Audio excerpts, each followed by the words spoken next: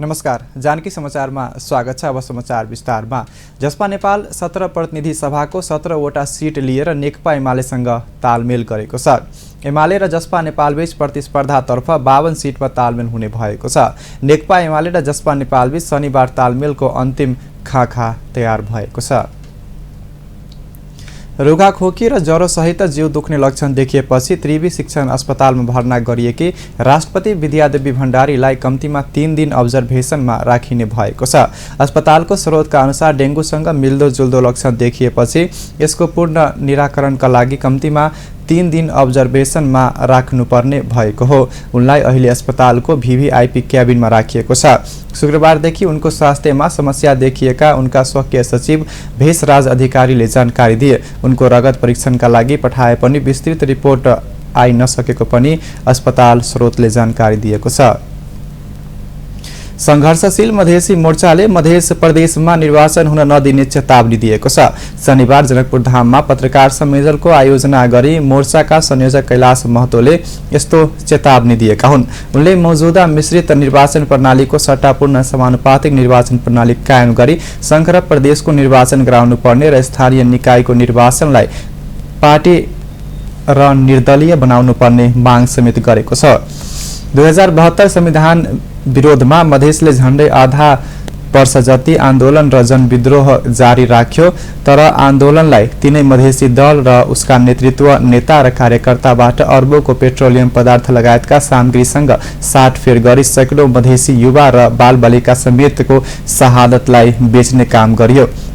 टिकापुरको थरवट मधेस विद्रोहलाई समेत कलंकित गरी रेशम चौधरीलाई बलिको बोको बनाउने काम भयो। मधेस आन्दोलनको पेश र मधेसलाई दिनुपर्ने जति भन्दा पनि गुमाउने काम बढिरहेको प्रमाण अन्तर्गत मधेसले माग गरेको सम्पूर्ण मधेस एक स्वायत्त प्रदेशलाई धज्जी उडाउँदै मधेसलाई 6 टुक्रामा विभाजित गरिएको उनको आरोप छ।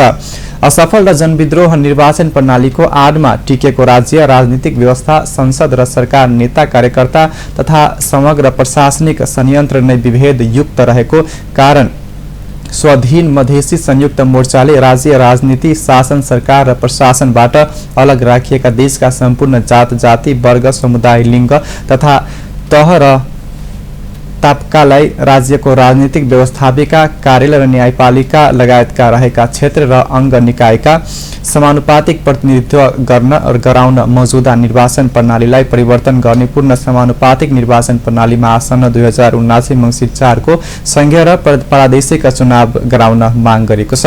संयोजक महतोले आफूहरूको माग सम्बोधन नभए निर्वाचन प्रणाली विरुद्धको मधेसको निर्वाचन हुन नदिने र आन्दोलनबाट हुन जाने परिमाणहरूको कुनै पनि जिम्मेवारी आफूहरूले नहुने चेतावनी समेत दिएका छन्। मागे जति भागभण्डा नपाएपछि जनता समाजवादी पार्टी जसपा सत्ताबाट गठबन्धनबाट बाहिरिएको छ। जसपा बाहिरिएपछि लोकतान्त्रिक समाजवादी पार्टी लोसपा सत्ता गठबन्धनमा प्रवेश भएको छ। पुस 5 2077 को प्रतिनिधि सभा विघटन विरुद्ध आन्दोलनका बेलादेखि उपेन्द्र यादव नेतृत्वको यो समूहको यो गठबन्धन थियो। दोस्रो विघटनपछि शेरबहादुर देउवालाई प्रधानमन्त्री बनाउन माग गर्दै अदालत गएको यो पक्ष 28 असारमा संसद पुनर्स्थापन भएपछि देउवा सरकारमा गएको थियो। साउनमा जसपा विभाजन भएपछि पनि उपेन्द्र यादव पक्ष गठबन्धनमा रहिरह्यो। जसपाले प्रतिनिधि सभाको 16 सिट पाउने निश्चित जस्तो भएको थियो, तर बाँडफाँड पर्दै असन्तुष्टि जनाएको उसले अरू दलसँग तालमेल गर्ने ढोका खोल्यो। यद्यपि बिहीबार साँझसम्म जसपाका नेता सत्ता गठबन्धनको बैठकमा सहभागी भएको थियो। बिहीबारदेखि नै जसपा तालमेलसँग चुनावी तालमेल गर्न छलफलमा छ। सहमति अन्तिम चरणमा पुगेको जसपाका नेताहरूले बताएका छन्। आगामी मङ्सिर 4 गते हुने प्रतिनिधि सभा र प्रदेश सभा चुनावको लागि केही सिट पाउन लोसपा सत्ता गठबन्धनमा पुगेको छ। यद्यपि लोसपाले कुन पार्टी क्षेत्र पाउने भन्ने अहिलेसम्म टुङ्गो लागेको छैन। शनिबार टुङ्गो लाग्ने बताइएको छ। भीम रावललाई टिकट नदिएपछि नेकपा एमाले अछामका 40 जना नेताले पार्टी छोडेको घोषणा गरेका छन्। एमाले अछाम जिल्ला कमिटी 4 जना सचिवालय सदस्य सहित 40 जना एमाले छाडेको घोषणा गरेका हुन्। एमाले छाडेका घोषणा गर्नेमा जिल्ला कमिटी सचिवालय सदस्यहरू प्रकाश शाह, केशर बिया, बालगिरी कुबर सागर सिंह बाबली रहेका छन्। एमाले असहामले रावलको नाम एकल सिफारिस गरे पनि पार्टी अध्यक्ष केपी शर्मा ओलीले छपट बोहरालाई टिकट दिएका छन्।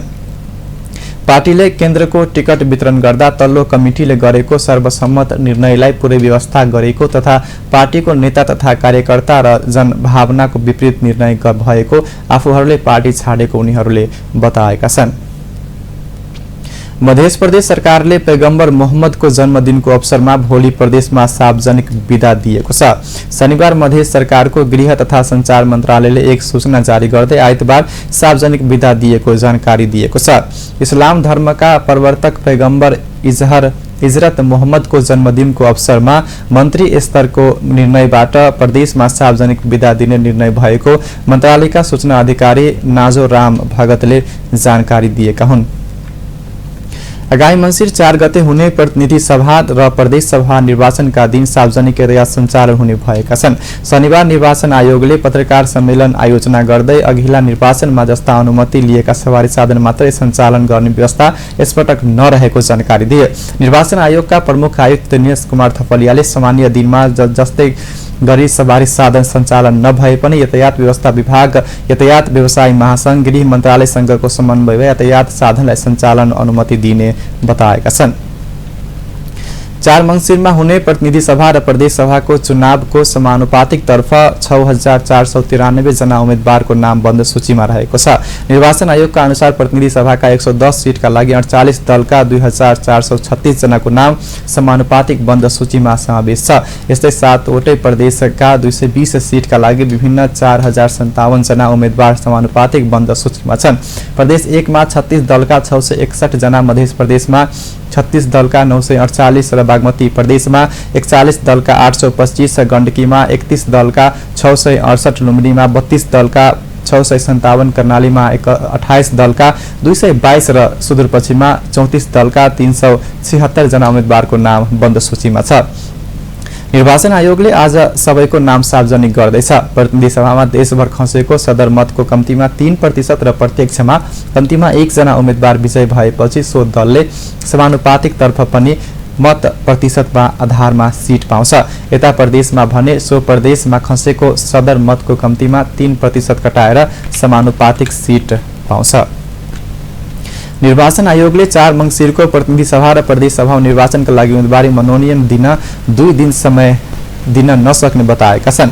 शनिबार आयोजित पत्रकार सम्मेलनमा प्रमुख निर्वाचन आयुक्त दिनेश थपलियाले स्थानीय तह निर्वाचनको मनोनयन प्रतिनिधि सभा र प्रदेश सभा निर्वाचनको समानुपातिक पद्धतिको बन्द सूची बुझाउँदा जस्तै 2 दिन समय दिन नसक्ने बताए। आयोगले 30 वैशाखको स्थानीय तह निर्वाचनमा उम्मेदवारी मनोनयनको समय वैशाख 11 र 12 गते तोकेको थियो। त्यस्तै 4 मङ्सिरमा हुने प्रतिनिधि सभा र प्रदेश सभा निर्वाचनका लागि असोज 2 र 3 गते समानुपातिकको बन्द सूची बुझाउने समय दिएको थियो। तर दुवै पटक दलहरूले पछिल्लो दिनमा अन्तिम समयमा मात्र मनोनयन दर्ता र बन्द सूची बुझाउने काम गरेका थिए। हामीले स्थानीय तह निर्वाचनमा वैशाख 11 र 12 गते भनेर समय दियो। राजनीतिक दलहरूले 11 र 12 को 10 बजे, 12 गतेको 4 बजेर भनेर बुझिदिनुभयो। समानुपातिकको सूची बुझाउँदा पनि 3 गते र 4 बजेपछि मात्रै आउनुभयो। प्रमुख आयुक्त थपलियाले भने यो तथ्य बुझेको निर्वाचन आयोगले फेरि त्यही गर्ने धृष्टता गरेन। प्रतिनिधि सभा र प्रदेशमा निर्वाचनको उम्मेदवारी दर्ताको समय असोज 23 गते आइतबारलाई तोकेको छ। तर देशभर वर्षा, बाढी, पहिरो र डुबानको समस्या देखिएपछि दलहरूले निर्वाचन कार्यक्रम सार्न र मनोनयनको समय 2 दिन राख्न आयोगलाई आग्रह गरेका छन्। तर यो आयोगले निर्वाचन कानुनलाई प्राकृतिक विपरीतका कारण मनोनयनपछि सार्न छुट नदिएको जवाब दिएको छ। प्राकृतिक विपद आइपरे मतदानको काम स्थगित गर्न सकिने कानुनी व्यवस्था भएको तर निर्वाचन कार्यक्रम सार्न व्यवस्था नभएको प्रमुख आयुक्त थपलियाले बताए। उम्मेदवार आफै जान नसके प्रतिनिधि र वारिस मार्फत पनि मनोनयन दर्ता गराउन सकिने थपलियाले बताए।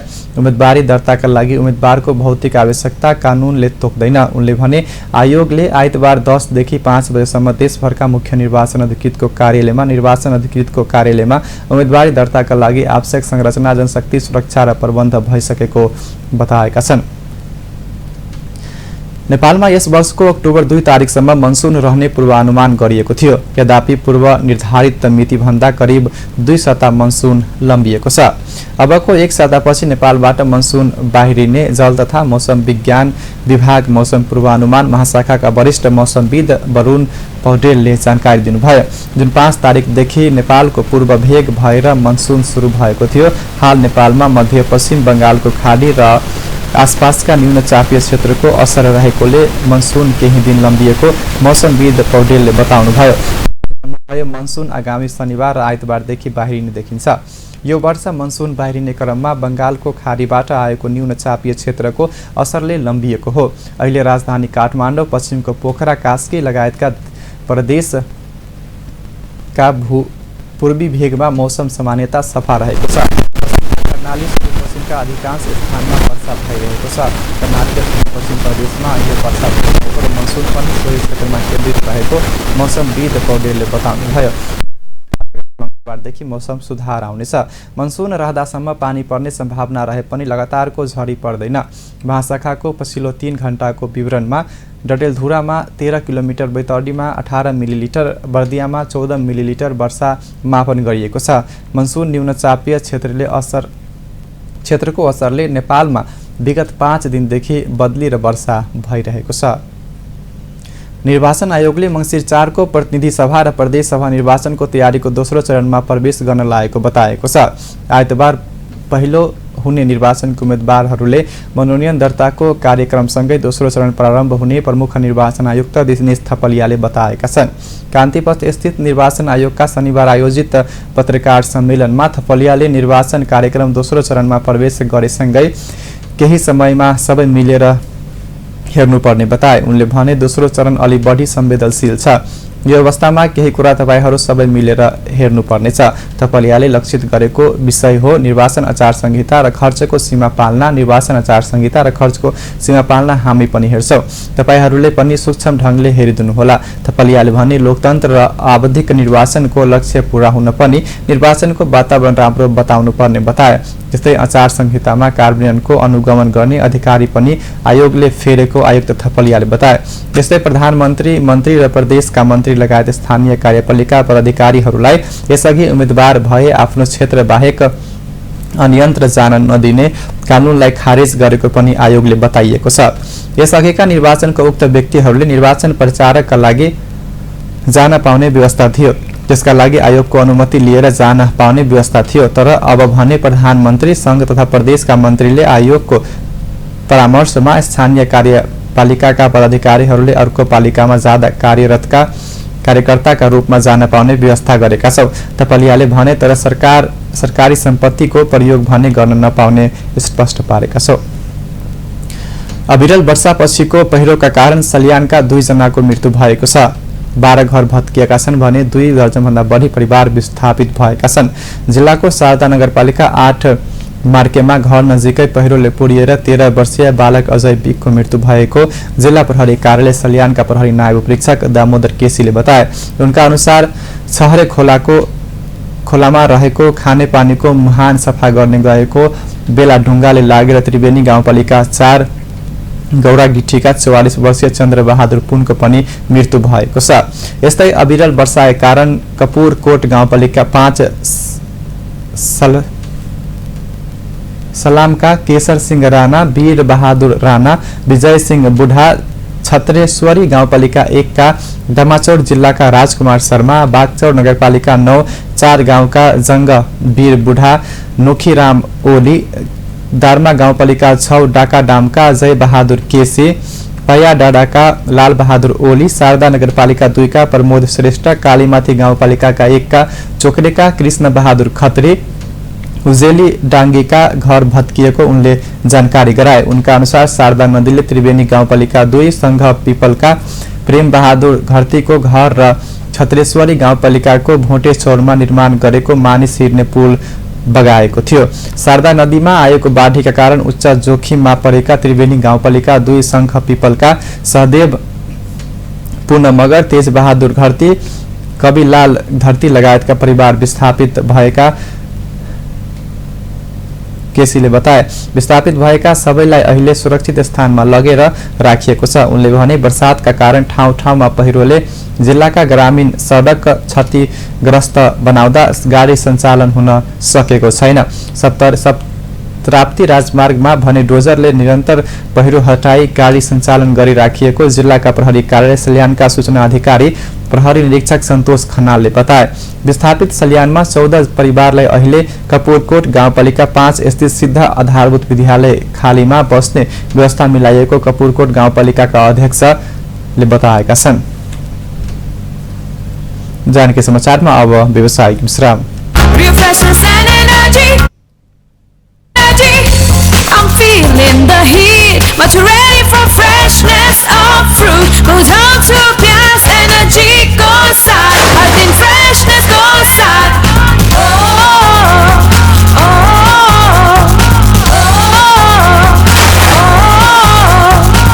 Real freshness and energy. Wake up with new energy. Real जगाओ मनमा fruits को energy. Home zone the biggest महासेल जात्रा अब होम जोनबाट क्लासिक म्याट्रेस खरिद गर्दा अझै रोमाञ्चक तथा धमाकेदार अनुभवहरू पाउनुहोस्, किनभने हामीले ल्याएका छौँ अहिलेसम्मकै सबैभन्दा ठुलो महासेल जात्रा, साथै म्याट्रेसमा विशेष छुट। ए हजुर, अब होम जोनबाट क्लासिक म्याट्रेसको जुनसुकै सेगमेन्ट खरिद गर्ने होइन त।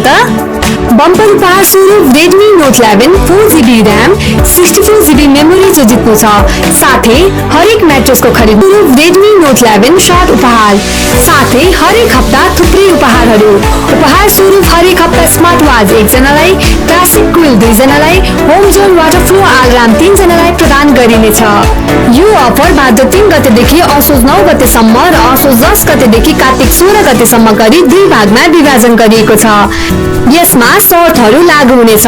थप जानकारीका लागि सम्पर्क home John furniture and furnishing Janakpur Dham meals area. सम्पर्क मोबाइल नम्बर 9801 720894। अनलाइन अर्डर गर्नका लागि www.homezone.com.np मा लगइन गर्नुहोस्। घर बनाउन गाह्रो छ म्याडम। बेस स्ट्रङ भयो भने भइहाल्छ नि। बेस मात्र स्ट्रङ होइन, फ्लेक्सिबिलिटी पनि चाहिन्छ। Go premier still of course. मात्र प्रिमियर नेक्स्ट 500 डीले दिन्छ तपाईको निर्माणलाई पूर्ण सुरक्षा, भरोसा, नयाँ युग निर्माणको। व्यावसायिक विश्रामपछि समाचारमा स्वागत। समाचार। सत्तारूढ गठबन्धन बीच सीट बाँडफाँडसँगै नेकपा एकीकृत समाजवादीका उम्मेद्वारहरूको पनि टुङ्गो लागेको छ। निवर्तमान सांसद र पार्टीका प्रभावशाली नेताहरूले निर्वाचन क्षेत्र हेरेरै एकीकृत समाजवादीले गठबन्धनबाट सीट सङ्ख्या लिएको थियो। पार्टी प्रवक्ता जगन्नाथ खतिवडाले सीट बाँडफाँडसँगै उम्मेद्वार पनि टुङ्गो लगाएको बताए।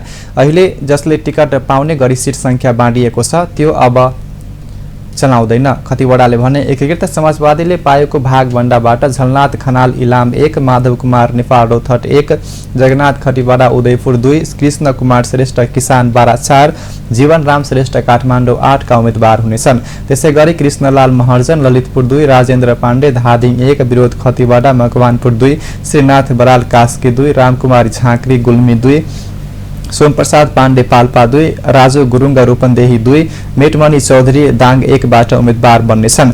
प्रकाश ज्वाल सल्यान, धनबहादुर बुढा डोल्पा, अम्बर थापा दैलेख 1, शेरबहादुर कुवर अछाम 1, भानुभक्त जोशी बझाङ र प्रेम आले डोटीका उम्मेद्वार हुने एकीकृत समाजवादीले जनाएको छ।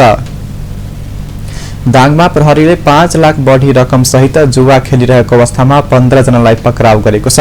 शनिबार बिहान करिब 3 बजेतिर दङ्गीशरण गाउँपालिका 5 डाँडा चिस स्थित देवराज गिरीको घरमा अवैध रूपमा जुवा तास खेलिरहेको भन्ने गोप्य सूचनाका आधारमा इलाका प्रहरी कार्यालय तुलसीपुरको टोली र जिल्ला प्रहरी कार्यालय दाङबाट गएको प्रहरी टोलीले उनीहरूलाई पक्राउ गरेको जिल्ला प्रहरी कार्यालय दाङका प्रवक्ता एवं डीएसपी राजन कुमार गौतमले जानकारी दिए। प्रहरीका अनुसार उनीहरूको साथबाट नगद 5,28,340 रुपैयाँ र 3 गड्डी खेलेको र 2 गड्डी नखेलेको तास बरामद गरेको छ। उनीहरू सबैलाई इलाका प्रहरी कार्यालय तुलसीपुरमा ल्याई आवश्यक अनुसन्धान अगाडि बढाएको प्रहरीले जनाएको छ। नेकपा एमालेका उपाध्यक्ष अष्टलक्ष्मी साकेले पार्टीको टिकट अस्वीकार गरेकी छन्। अध्यक्ष केपी शर्मा ओलीलाई शनिबार टेलिफोन गरेर विकल्प खोज्न आग्रह गरेकी छन्। फेरि यस्तो कुरा नगर्नुस्, मैले अब संसदीय राजनीतिबाट बिदा लिन्छु भनेको छ। साकेले भनिन् विकल्प खोज्न पनि आग्रह गरेको छु। एमालेको साक्यले काठमाडौँ 8बाट प्रतिनिधि सभा सदस्य बनाउने निर्णय गरेको छ। उपाध्यक्ष साक्यले उम्मेदवारको आकांक्षा समेत राखेकी थिइन्। एउटै व्यक्तिले कति चुनाव लड्ने, कति पटक मन्त्री र प्रधानमन्त्री हुने उनले भनिन्। जनता दिक्क भइसके, अब नयाँलाई अवसर दिनुपर्छ, अवसर नपाएकाहरूलाई अवसर दिनु राम्रो हो। टिकट वितरणको अधिकार ओलीलाई दिने निर्णय गरेको सचिवालयले बैठकपछि पनि उपाध्यक्ष साक्यले आफू चुनाव नलड्ने बताएकी थिइन्। महिलालाई उम्मेदवार बनाउन सक्नुहुन्न भने पुरुष भए पनि नयाँ आओस् भन्नेका थिए, तर फेरि मलाई नै उम्मेदवार बनाउने भनी आयो। साक्यले भनिन्। साक्यले कुनै हालतमा संसदीय राजनीतिमा नफर्कने आदान लिएपछि ओली विकल्प खोज्न तयार भएका छन्। फेरि दबाब नदिनुस् भनेपछि अध्यक्ष कमरेडले पनि ल ठिकै छ भन्नुभयो। साक्यले भने बेनी जोमसोन सडक अन्तर्गत बेनी गासा खण्डको ठाउँ-ठाउँमा पहिरो जाँदा हिमाल पारीको जिल्ला मुस्ताङ भ्रमणमा आएका र जान हिँडेका 100 पर्यटक अल्पत्र परेका छन्। मंगलबार साँझदेखि लगातारको वर्षाले सडकमा पहिरो झरेपछि यातायात अवरुद्ध हुन बस, जीप र मोटरसाइकल आएका पर्यटक म्याग्दीको बेनीदेखि मुस्ताङको घासासम्म 38 किलोमिटर सडकको विभिन्न सडक खण्डमा फँसेका हुन्। बेनी जोमसोम सडक अन्तर्गत रघुगंगा गाउँपालिकाको चमेरे बेसरी र अन्नपूर्ण गाउँपालिका 3 दाङका लाटा खोला, रूपसे झरना सहित दर्जन बढी स्थानमा पहिरो झरेपछि यातायात अवरुद्ध छ। मुस्ताङका उक्कल्ने र फर्कने लागेका यात्रुहरू दाना, तातो पानी, पोखरे, तिफ्लियाङ लगायत बस्तीमा रोकिएका हुन्। गाडी रिजर्भ गरी आएका निजी गाडी र मोटरसाइकलमा यात्रा पर्यटक सवारी साधन छोडेर हिँड्न नमिल्ने भएपछि बाटोमा फँसेको हुन्। बेनी घासा सडक खण्डमा विभिन्न गाउँका ठाउँमा पहिरोका कारण यातायात अवरुद्ध हुँदा यात्री 100 पर्यटक 4 दिनदेखि बाटोमा फँसेका छन्। हस्त जानकी समाचार अहिलेको लागि यति नै। जानकी टेलिभिजन हेर्दै गर्नुहोला। नमस्कार।